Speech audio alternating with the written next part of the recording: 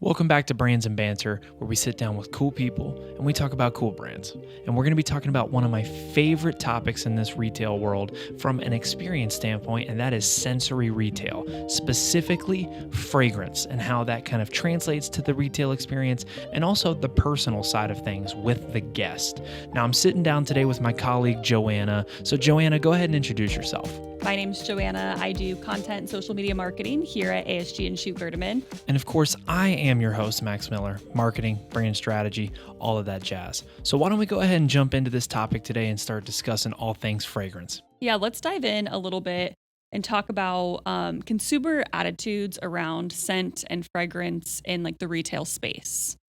So I think one of the funny things about consumer attitudes, when we were doing some of our research, there's a term out there, it's called smell maxing. Have you heard that? I have heard that, yeah. So I think it's a Gen Z, a Gen Alpha term, and really it's just about a bunch of kids that are prioritizing spending crazy money on fragrances that they probably, it's inappropriate to wear around all the time, but they're like heavy and they're loud and everybody's just kind of making a statement out of it. And, you know, that kind of attitude is leading to people embracing fragrance and scent and new different iterations of personal scent. And now you're starting to see brands capture that and start to capitalize on, okay, if this is what people are doing, if they want the loudest, most unique, most differentiated fragrance, something that is a statement, something that is going to generate conversations, well, we need to find a way to cater that to these folks. Mm-hmm. And it's not just fragrance per se. It's, everything from candles to everything from scents in the home.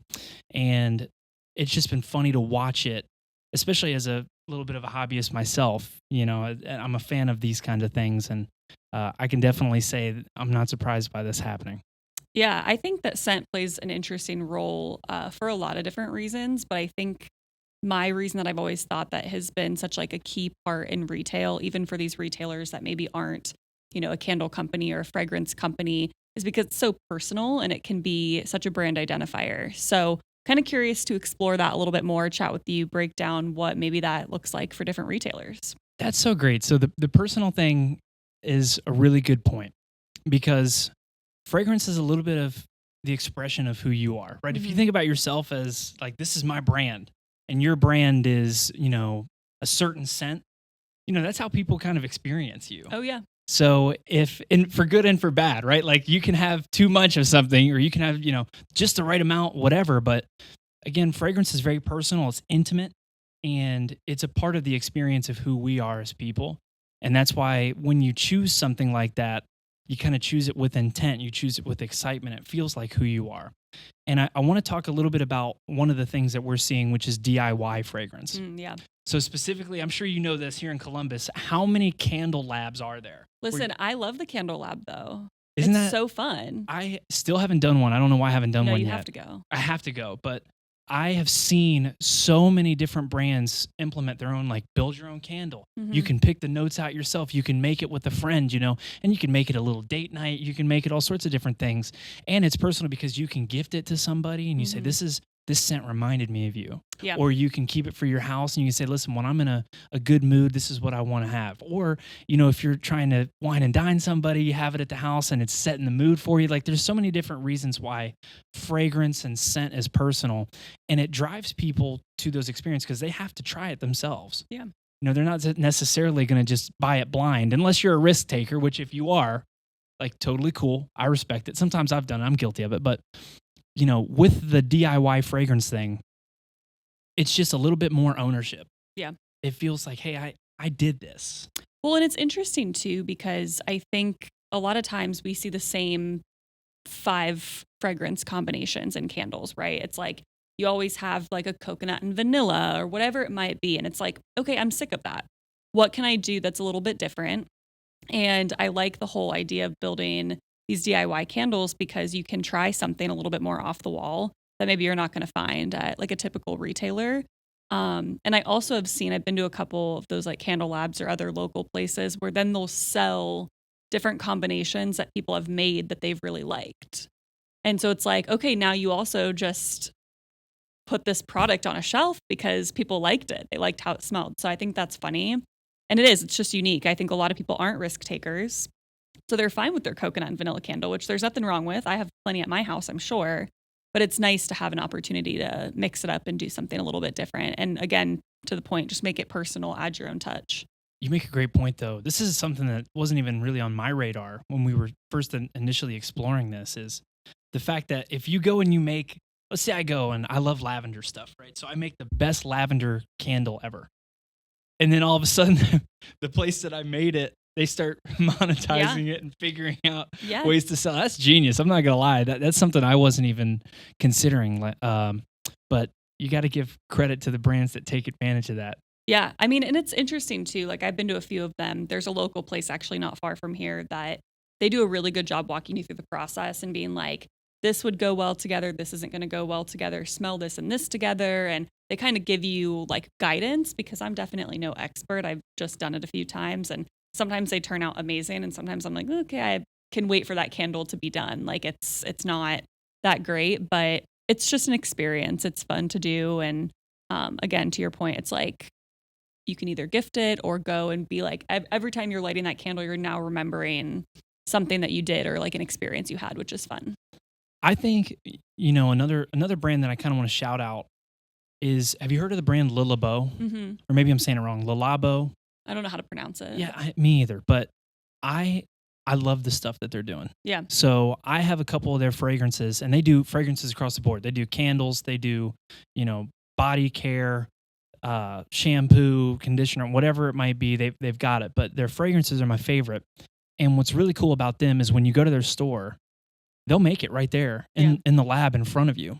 So if you go there and you pick it out, I think their flagship fragrance is something called Santal 33, and it's super popular. I'm like smelling it everywhere right now. But if everybody has the fragrance, that's one thing, because if you have something everybody else has, it doesn't feel as personal. But if you go to the store and you hand-picked it out, right, and then they made it for you in front of you, and then they customized the label for you, and you were on a vacation with family, all of a sudden it's no longer, oh, I just love the way it smells. It's like, I got that when I was in Toronto with my family, and the label was custom for me, and they built it right there for me. So there's that ownership again. So even though you didn't have to invent a new product, you didn't have to create something different, you just made it a little bit more hospitable, and again, kind of opened up that process for folks to feel like, I'm getting something really cool here. Yeah, it's the experience, it's the personalization that attaches memory to it. And I think that's something that we all as humans enjoy having,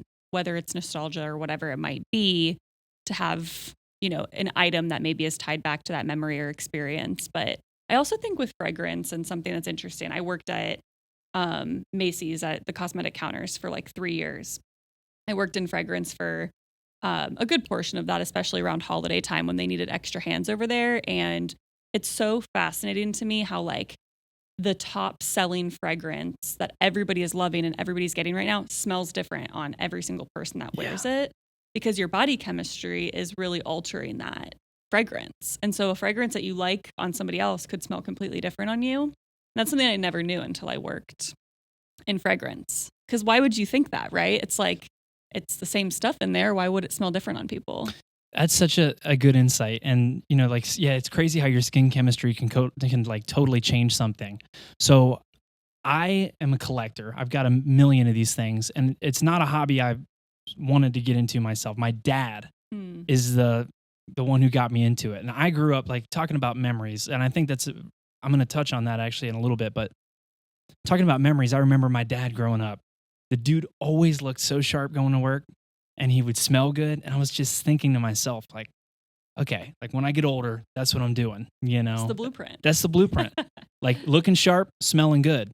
And, when you get into that, like all of a sudden I'm like, okay, well, I'll try this and I'll try this and I'll get that. And then my dad starts giving me stuff. My dad, starts handing me down things. And all of a sudden I'm like, wow, I have way too many of these. I don't even know what to do with them anymore. So it does become kind of like I have so many memories associated with the fragrances that I have, and the time and places that my dad wore something, that I wore something, the events, if I wear something to a wedding, if I wear something on my birthday, if I wear something to a moment that is really significant, it's going to come back to you. That scent is going to be like, you're going to have so many good or bad memories associated. Hopefully good, right? Hopefully good. You know what I mean? Hopefully you don't have a toxic ex out there wearing something that you're like, I don't, brings back bad memories. But for me, again, like thinking about that, as a collector of these things myself, I just come back to all the really cool memories and thoughts and feelings that I have when I wear something or when my dad wears something or when I'm trying something new, Hmm. because that's exciting as well. You know, like some of my favorite things I've ever found, I found in the store, and I remember being in the store. Yeah. I'm like, oh my God, I was in Sephora when I tried ombre leather by Tom Ford, and I fell in love with it. And I'll never forget that. Like, let me ask you, what do you wear? Like, if you have a fragrance, like, what's your signature scent? Well, it depends on the time of day and the season. Okay. So I really like Alien by Tony Mugler. I think I say that right. I don't know if I say it right. That's how the people at the fragrance counter at Macy's used to say We'll it. take it. But that's my favorite like evening fragrance. I like Flower Bomb by Victor and Rolf as well. And then something like lighter in the summer, not like a high end fragrance. I just like a Sol de Janeiro body mist. So let me ask you this. Do you remember where you were the first time you smelled some of those? Oh, absolutely. See how powerful that is? Yeah. Like, you're like, oh my God, I remember the first time I tried Flower Bomb, the time and place and who I was with and how old I was. That's powerful. And if you're a retailer, you can capture that memory with some of these customers if you get it right, because fragrance is going to drive these people in stores to try these Mhm. things out. And some retailers, I think, and I think there's really the root of the why we're having this discussion, is they're not finding ways to drive foot traffic or create ownership with Yeah. the customer, like the Candle Labs have found a way to do, like Le Labo has found a way to do. Yeah. And now when you don't have that ownership, you feel like you're just kind of, well, what's the purpose of me being here when I could just get it online? And Yeah. you got to break away from that cycle. Well, and I think what's interesting, and I feel like this is kind of pivoting into how fragrance and retail can kind of come together, but I think there are a lot of retailers that do a nice job with scent association to their store or specific locations without being like a fragrance retailer. So I worked for a fashion retailer for years, and we had a signature scent that we piped through the entire store. And it was very light, but when I tell you it stopped people in their tracks. Yeah. I was in a mall with, how many other storefronts, and people would walk by and be like, what is that smell? And they loved it. And it stopped them in their tracks. They came in, they talked to an associate and said, how can I buy that?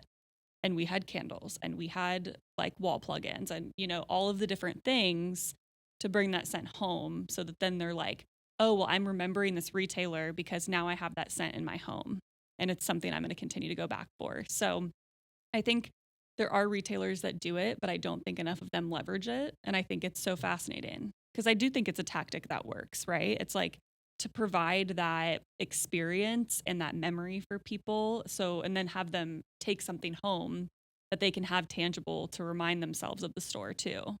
Well, it's that sensory branding, Yeah. that idea. And I think we'll talk about that a little bit further, even as we continue talking about this topic. But sensory branding is so important because it's just an added element of the experience of who your brand is.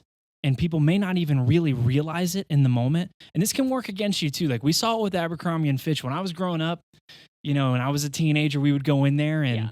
personally, I liked the way it smelled, but it was rather intense, so it can work against you. Yeah. But when all the cards align, that's definitely a really big tool that brands can tap into that they have at their disposal that they're not quite doing a really good job of. I want to segue a little bit into talking about some brands that I think do a really good job Yeah. of this kind of stuff. One of the ones that comes to mind for me is a perfume brand. They're called Frederick Malle. Have you ever heard of them? Yeah. So Frederick Malle is super luxury. Like, don't get me wrong, they're not the most affordable thing in the world.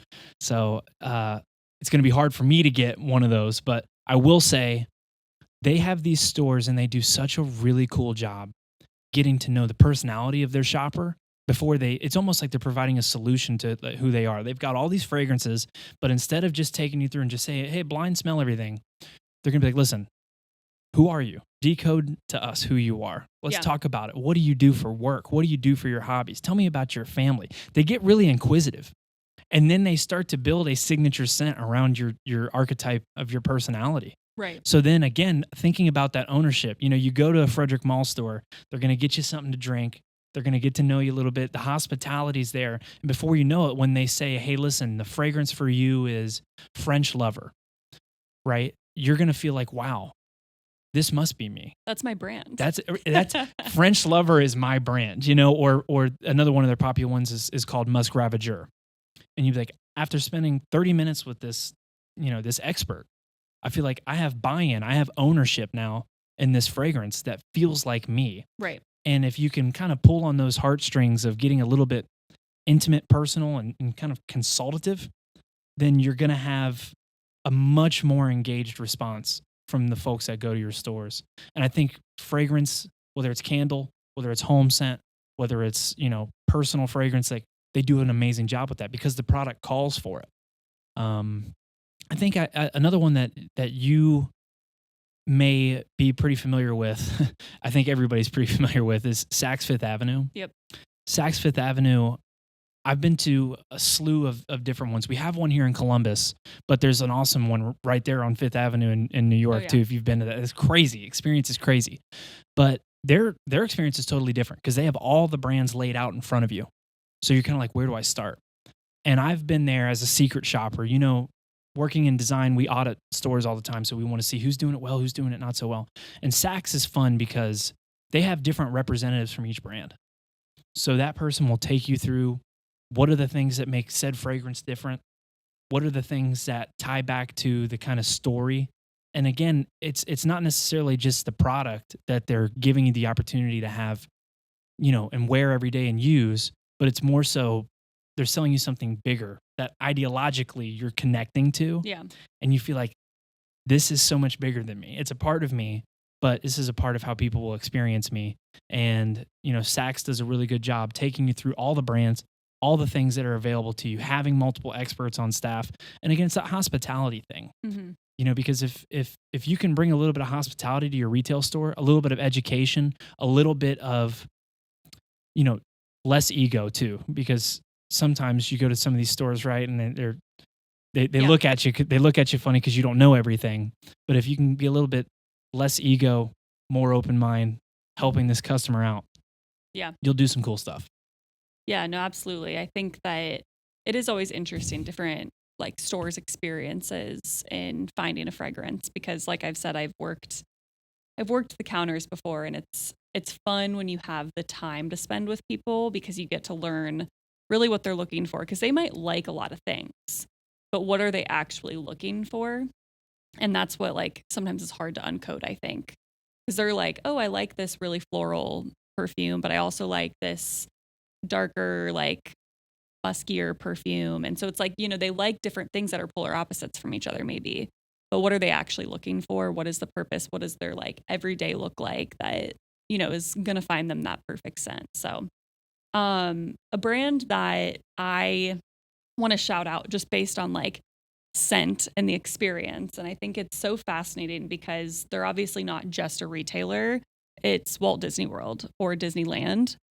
They are insane with the way they pipe in scent, like different parts. I was there a couple years ago with like my niece and nephew, and the way that they have laid out their parks to make you have certain scent memories from when you're on a specific ride or you're walking by a bakery or you're walking by their big gift shop. And then people make these scents in candles and in home fragrance and sell them because it's that nostalgia. It's people like, oh, I love the Pirates of the Caribbean ride. I want my house to smell like that. That's crazy. I think that's again, going back to that previous point that you were talking about, finding a way to monetize one of those scents. Like if I created one or if Disney created one, there's no shortage of creativity with that stuff. And if you had the best time of your life with your niece and nephew, and then you can take home a fragrance that reminds you of that moment. Like, again, there's that heartstrings thing. It seems to be really common through this discussion here. Yeah. I want to talk a little bit about some of the work that we've been doing specifically with candle brands. I can't say the name of the candle brands, but we've been doing some work in that sector. And we have had to learn so much about the olfactory experience and understanding why things are gourmand and ambery and fougere-like and cipher-like. And it's been very eye-opening for us because our design team and our company as a whole is, again, trying to find ways to decode the sensorial experience so that it's not too much, but it's also gives folks that excitement of exploring and finding the perfect candle. Again, like as we talk about it, candles when they're for setting the mood for something, or if you're getting a gift for somebody, or if you're getting something for yourself, it's very personal. Yep. There's a lot of thoughtfulness that goes into it.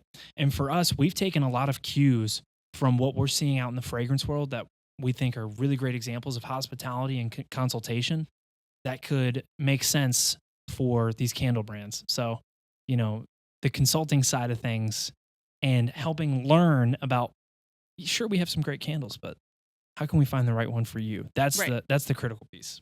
Yeah, no, I mean, I totally agree. I think coming from somebody that shops a lot, because I do, unfortunately, it is so like interesting though how different stores have different experiences and why they have those different experiences. And there's a certain candle company that I've been shopping at since I was a kid, and there are certain things about the way they do business that they still do. And it reminds me of, taking my birthday money when I was maybe 10 years old and being like, I want this new hand soap or whatever it might be. Who knows? But again, it goes back to the nostalgia and building a brand, and having that be consistent is so critical. So again, thinking about sensorial branding, like let's get back on that topic a little bit. This is something I want to talk about, and it's separate from retail. So when you start thinking about mixed use retail, like hotel, and you start thinking about like fine dining and restaurants, like this is one of the things that those opportunities and those spaces have going for them already, is when you think of your favorite restaurant, you can almost smell it. Oh, yeah. Like my favorite restaurant it's a place in Columbus called the Top Steakhouse. I did know this about you. Exactly. I think we talked about this, but they have these char broilers in the back, and you can smell them when you walk in. And for me, I don't know what it does. It just does something to me. It gets me going. And then I start thinking about like all the great celebrations and family moments and stuff that I've had at that restaurant. So it puts you in that mindset. Or if you're like the biggest McDonald's fan ever, like we all know, like what the smell of a McDonald's is like, or a Chick-fil-A or something along those lines.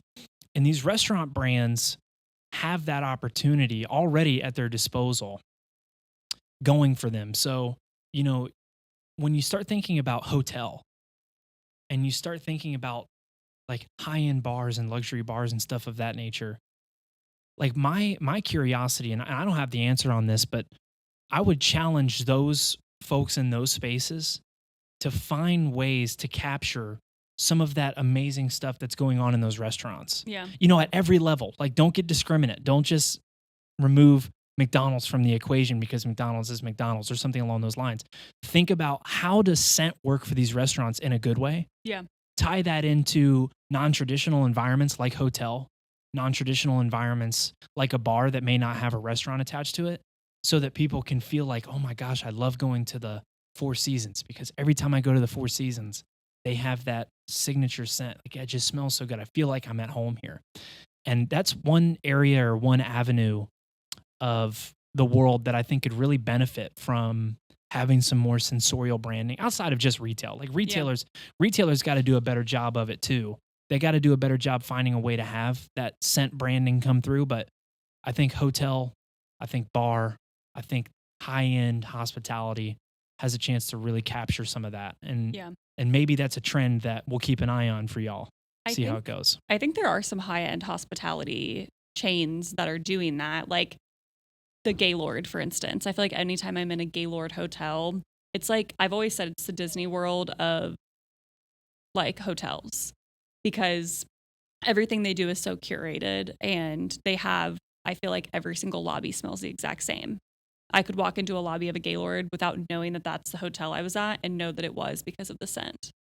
So they must have a signature scent. I don't know what it is, but it's like that, like to me, is so ingrained in me. And the first time I went to one was only a couple years ago for work. And so it's just interesting how I'm like, now that I've been to a couple, I'm like, no, that's like a thing because they all smell like that. That's a great insight. And I'm sure that there's some out there that are doing it. Maybe I just don't have a signature hotel. I need to step that up. You got to get a signature hotel. Got to get my signature hotel down. Let's be clear. The Gaylord is not my signature hotel. I've just been fortunate enough to stay there on work trips. Here's what I'll say about that though. That is interesting because this just reminded me. There's a brand called Francis Curtijon, Maison Francis Curtijon. You know them? Yeah. So they did the fragrance Baccarat Rouge, if you know that, or they did Oud Satin Mood. So they're very popular. But the Francis Curtijon, who invented that brand, he made a fragrance for an airline for the flight attendants and the pilots to wear, so that it's part of the brand experience. So you smell this flight attendants and you smell the pilots, and you're like, that is. I can't remember the airline, but that is said airline by Francis Curtijon. I mean, that is a next level of attention to detail. I mean, that's genius, especially because think about a more miserable experience and being trapped in a tube in the air and it's smelling not good.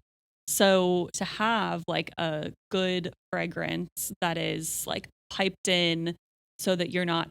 Okay, I have a story with this actually. Okay, let's hear it. On my way back from a trip last November, I had friends we were going to Iceland. So I had friends that left a day before me, and they were like, the plane smelled like fish. It was disgusting. And it smelled like that the whole 6 hours. So I get on a plane the next day expecting it to be the exact same experience. I'm like, this plane is amazing. It's immaculate and perfect. On the way back, it smelled like fish for all 6 hours. I've never gotten off a plane with a bigger migraine. And so it's just fascinating to me, like, how quickly a negative scent experience can impact like your overall mood or, and that's just something that's interesting. So I think that the signature scent thing for airlines is actually pretty genius because I think there's a lot going on in a small capacity on airplanes. And so that's really an avenue that I think a lot of different airlines should be going on because that'd be great. All of us have encountered the airline kind of variation of scents. So having that, like the more you talk about it, the more I'm like, yeah, I gotta agree, that is pretty genius stuff. Yeah. The microwaved food, if you can have a way to like mask that, just the fact that like other people are eating snacks a row ahead of you, a row behind you. Somebody took their shoes off. Like it's just, there's a lot happening in a very small space that if we could get that under control, that'd be great. Okay, so to round things out, let's do a little bit of a recap on some things that we think retailers can learn from these fragrance brands and fragrance experiences. I think we both talked about it. One of the number one things is sensorial branding. Yep. If you're not finding a way to do that, if you're not getting some sensorial branding in your stores, like what are you doing? You gotta cut through. And the other thing about that is what's nice is even if you want to take a deeper angle, for folks that may be neurodiverse, for folks that may have a hard time seeing but are in these spaces, they still feel like they're a part of your brand. They can interact with your brand in a different way. And having sensory components to what you're doing, as long as it's not overwhelming. But if you're not doing any sensorial branding, like you got to get on top of that, even if it doesn't necessarily make sense for you to do it. I see what you did there. Actually didn't mean to be punny, but I didn't mean to be, but it worked out. But it worked. I would say another thing too is the personality component. Yeah. Like that's the number one thing I remember about being at Le Labo, because the first time I ever went, I was in New York for work, and somebody I went to New York with on a project went there and took me there and showed me how it works. And I was so fascinated because I'd never seen somebody make a perfume in front of you. Yeah, it's genius. And then again, decoding what are the things you like to smell? What are the things you don't like to smell? Then you start feeling like you have that buy-in and that ownership, especially like the consultations you would get at Frederick Mall or the consultations you would get at another one of these niche perfumery houses. It just makes you feel way more connected to the product. And like you said, we remember the first time we smell some of our favorite fragrances. Like my dad, he always wore this thing called Creed Green Irish Tweed. And it's like one of my favorite scents. And I remember him walking out of the door and I would get a whiff of that. I'm like, man, that smells good. Yeah. And now when I'm leaving and I spray it, I'm like, it's just like a little ode to my pops. Yeah.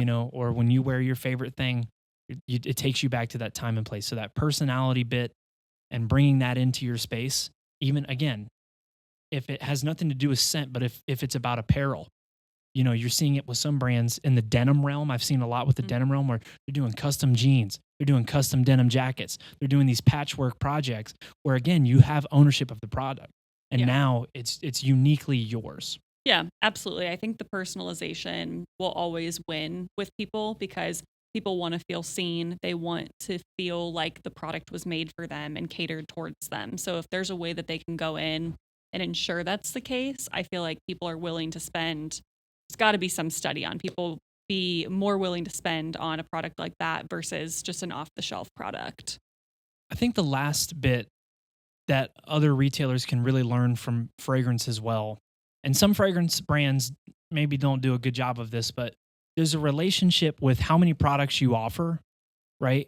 And then like just the volume of it. So again, like thinking about having, again, a Le Labo, I've been talking about them a lot, but they don't have 5 million fragrances to choose from.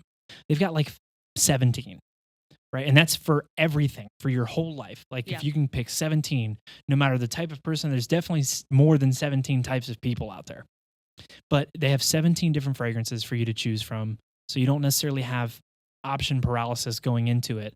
And each one of them is radically different. Yeah. So then you really start to kind of figure out, all right, there's going to be a specific product in here for me, as opposed to just saying, hey, here's a million different things. That product versus volume relationship, just curate a very specific set of offering and make it feel like, hey, listen, if this is the box we're working in, we're going to find the perfect thing for you within this box, as opposed to just, yeah, go ahead. There's a million different things available for you. Yeah.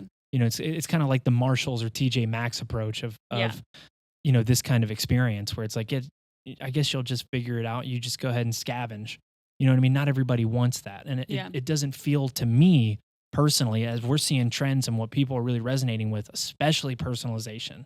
Like you're talking about having the products be the right product as opposed to just being a million of products. It's probably going to be a better direction for some retailers as they're thinking about visual merchandising, displays, as they're thinking about what they're putting on the floor versus what they have online. Yep. Another relationship there. So I would say the right product versus volume relationship. Yeah, absolutely. I completely agree. I also think over time, it has become more apparent. I think you mentioned it, like the TJ Maxx Marshalls approach of people not wanting to just like scavenge to find the right thing. I think when you have that really curated lineup, it feels luxurious in a way because it's like, this was already thought through before I walked in the door. There weren't 1,000 options because there's 1,000 right ways to do it. Like, no, you're out of these 17 fragrances. There's going to be one that's right for you and that really does suit you. That's already been thought out and researched and tested. And, it's our secret sauce. So I think that is definitely a very legit thing. Well, listen, everybody. I think we've said everything we need to say. First off, I want to shout you out for hanging out with us, enjoying your time. We enjoyed your company. And I would say, too, if you're not subscribed to The Gist, right? Like, this is a shameless plug. What are you doing? You got to subscribe to The Gist, okay? There's amazing research reports in there. There's amazing first looks at new projects that we're designing and building. And you also get to hang out with folks like us exclusively early if you subscribe to The Gist, okay? That's true. That's true. So early access to us talking about the things and guests talking about the things. And then also you get to hear voices from amazing creatives. So come and hang out with us. Subscribe to The Gist. Check out ASG Chute Gerdeman to learn a little bit more about how we work in retail. And we'll catch you on the next episode of Brands and Banter. See you guys next time.